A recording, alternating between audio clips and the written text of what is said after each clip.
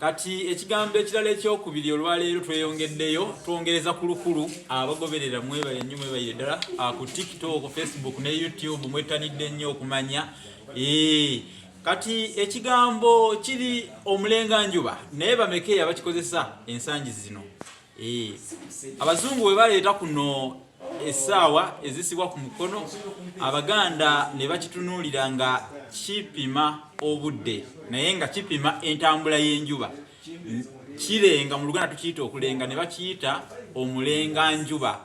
Ekyuma ekipima oba ekirenga enjuba engeri gyetambulamu, ekipima entambula y'enjuba. Kale kye bava bakituma omulenganjuba. Naye abaakuno bwe bayiga nnyo ne basoma nnyo ne bakenkuka ne bayiga n'ennimi Enswahili oba olulimi Oluswahili ne bakituuma ssaawa nga kiri mu kigambo saaha.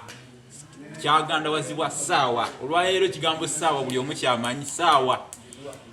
Ebigambo ebyaffe nansangwa, ebigambo eby'ennono mugenda mubizikiriza. Olunaku lwajjo nabalaze ekigambo koona gye kyava si kyaffe, kyagandawazibwa kati kyekikozesebwa ennyo. Olwaleero twogere ku kigambo ssaawa nakyo si kyaffe.